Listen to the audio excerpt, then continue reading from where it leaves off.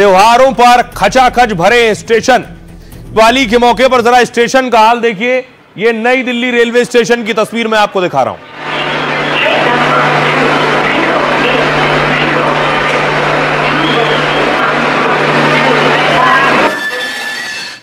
दूसरी तस्वीर देखिए, ये सूरत की तस्वीर मैं आपको दिखा रहा हूं। सूरत गुजरात में बहुत से यूपी बिहार के लोग रहते हैं। दिवाली के मौके पर, छठ के मौके पर जो बिहार जाते हैं, ये भीड़ देखिए, जरा लाइन देखिए स्टेशन तक की। लंबी लाइन है, आधा 1 किलोमीटर की लाइन आप देख रहे हैं। स्टेशन के अंदर जाने की लाइन है, भगदड़ ना हो इसलिए ये इंतजाम किए गए हैं, लेकिन लाइन बहुत लंबी है। अगली तस्वीर देखिए जरा बड़ोदरा की।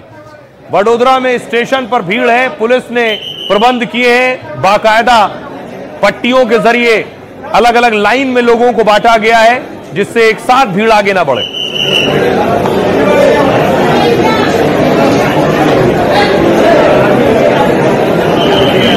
अब देखिए, आपको हावड़ा की तस्वीर दिखाने जा रहा हूं। हावड़ा में भी जरा भीड़ देखिए, अनाउंसमेंट हो रहा है यात्रियों को। से दिया गया कोई भी खाने पीने का सामान न खाए न पिए, कभी भी बिना उचित कारण का। दूसरी तरफ खुद रेल मंत्री पहुंचे प्लेटफॉर्म पर, यात्रियों से, मुसाफिरों से बात कर रहे हैं। सर, उसमें वैकेंसी रहेगा अपनी सर नहीं भाई। हाँ भाई, व्यवस्था कैसी लगी सर?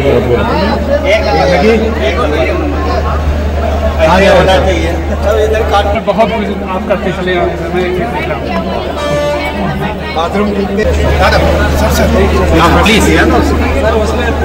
अब देखिए जरा रेलवे में क्या इंतजाम किए गए हैं कि बदइंतजामी ना हो।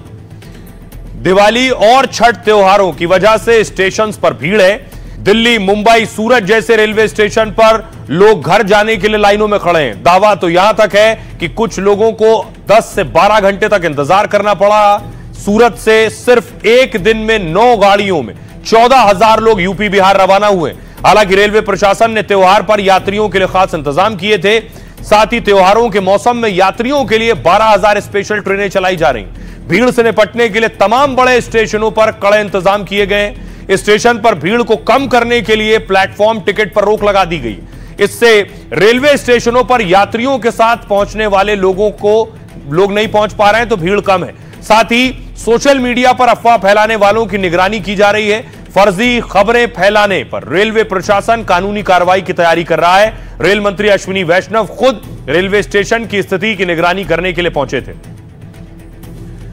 अब बात दिवाली की हो गई, दीपोत्सव भी हो गया अयोध्या में, गाड़ियां भी बिक गई, स्टेशन भी देख लिया, लेकिन किसकी दिवाली खराब हो सकती है? महागठबंधन में महाझगड़ा चल रहा है और महागठबंधन में हालत यह है कि खुद आपस में लड़ने की स्थिति है, तो कहीं दिवाली पर नुकसान ना हो जाए। अगली तस्वीर देखिए जरा। टिकट नहीं मिला जिन्हें, आरजेडी के कार्यकर्ता हैं, टिकट नहीं मिला नेताजी को तो कुर्ता फाड़ दिया इन्होंने। हमका बोला कि 2 करोड़ 70 लाख दो, पैसा वापस कर देते हैं। क्या हुआ? क्यों रो क्यों रहे? ये तो बताइए, रो क्यों रहे? बाप रे बाप, रो क्यों रहे? बाप रे बाप, सूर्य ना। अरे बाप रे बाप, मदन जी क्या हो गया? खाना पीना भी नहीं खाएंगे? 2 दिन से खाना नहीं खाए। वो बोला कि 2 करोड़ 70 लाख रुपया ले लिया है, उतना दीजिए, हम आपको टिकट दे दें। संजय यादव टिकट बेचा है, हमका बोला कि 2 करोड़ 70 लाख दो, पैसा वापस कर देते हैं।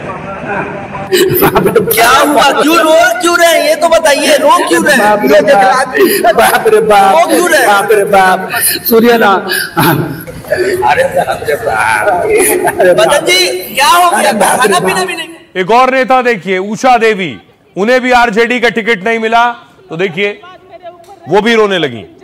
ना भी टिकट मिला तो आप लोग का प्यार और आप लोग का आशीर्वाद मेरे ऊपर रहेगा, तो एक दिन जरूर आप लोग मुझे गरीब बेटी पर दया कीजिएगा।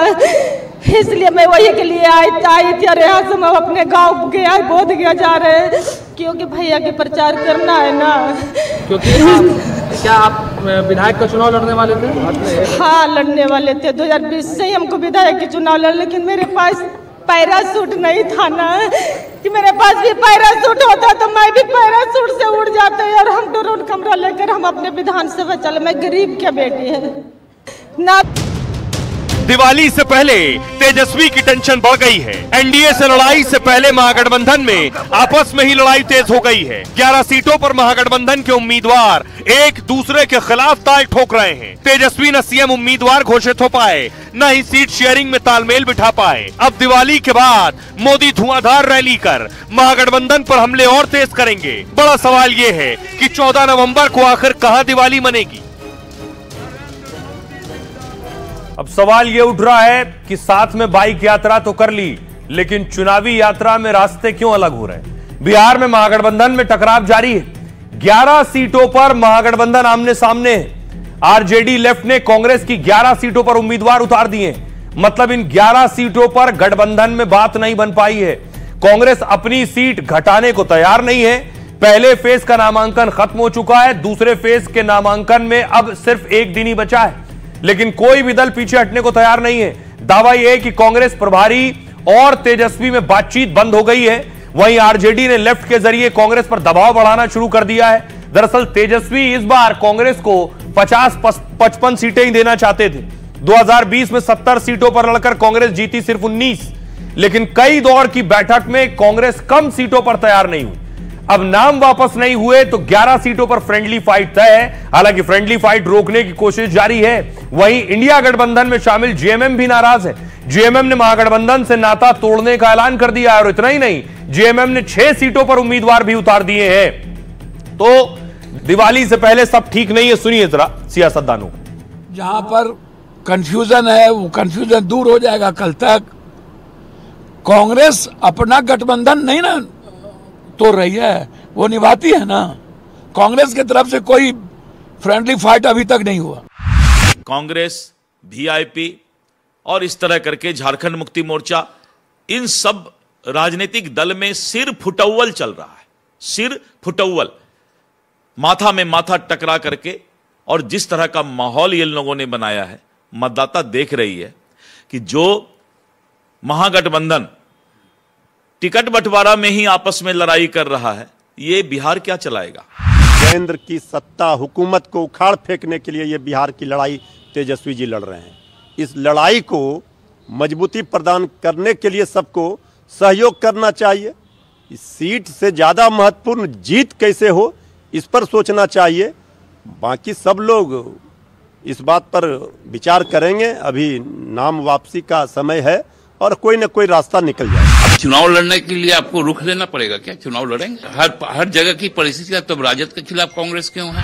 हमें जितनी सीटें चाहिए उतनी सीटें देने से इनकार किया जाने लगा, तो एक राजनीतिक दल के पास विकल्प क्या बचता है।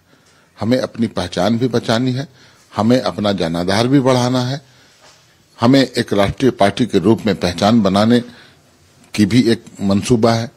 तो फिर दूसरा विकल्प बचता नहीं है। एक तरफ आपस में लड़ाई है, दूसरी तरफ यह आरोप भी नेता लगा रहे हैं जिन्हें टिकट नहीं मिला कि टिकट बिक रहे हैं। आरजेडी और कांग्रेस के बाकायदा इसके लिए कल नेताओं ने प्रेस कॉन्फ्रेंस भी की।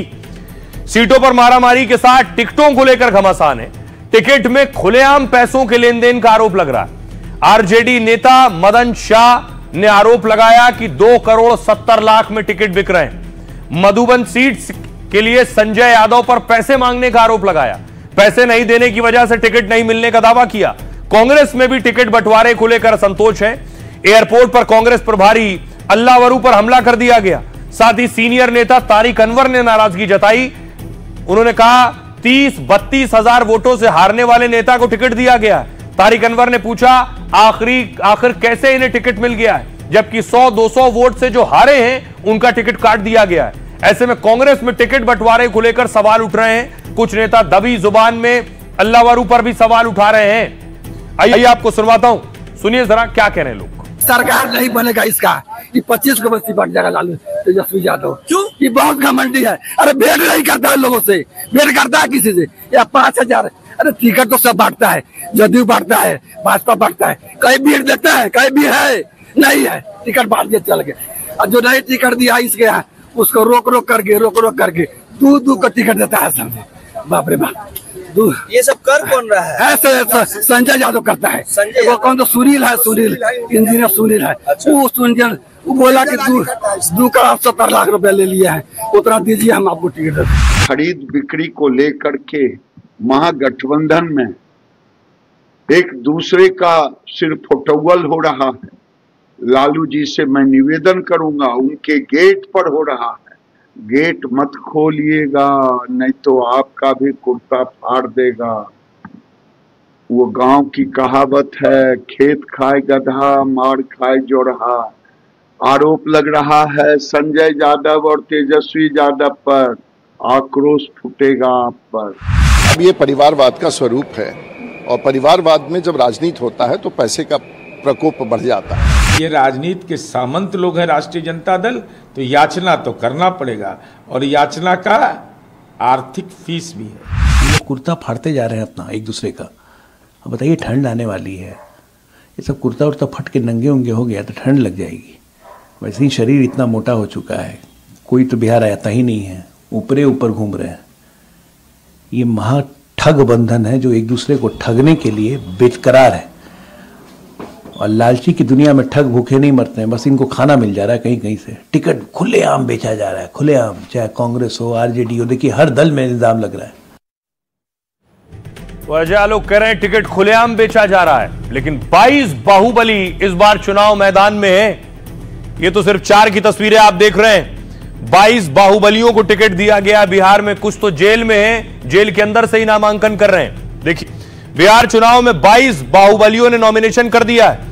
आरजेडी से 9 बाहुबली चुनाव मैदान में है, जेडीयू से 7, तो बीजेपी टिकट पर 4 बाहुबली चुनाव लड़ रहे हैं। चिराग की पार्टी से 2 बाहुबली मैदान में है। सबसे पहले देखिए अनंत सिंह और सूरजभान।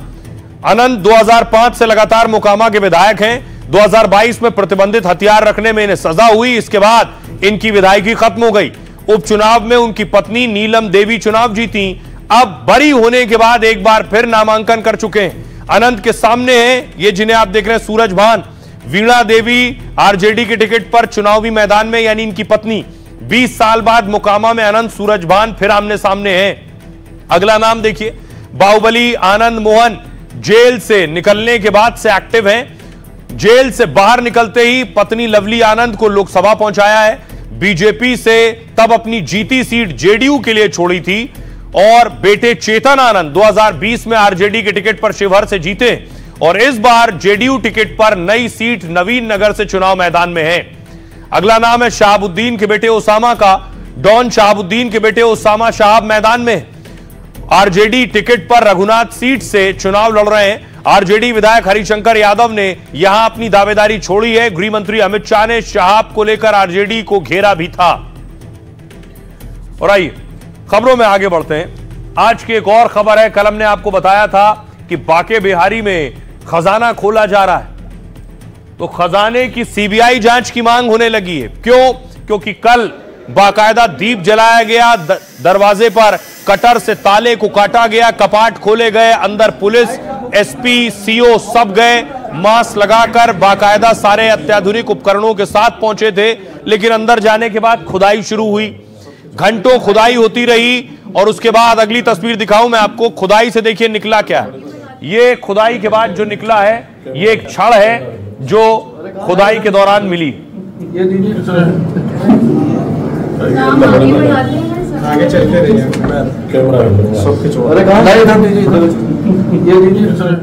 यानी इतनी जांच पड़ताल खुदाई होने के बाद एक छड़ निकली, बाकी डब्बे खुले तो खाली हैं।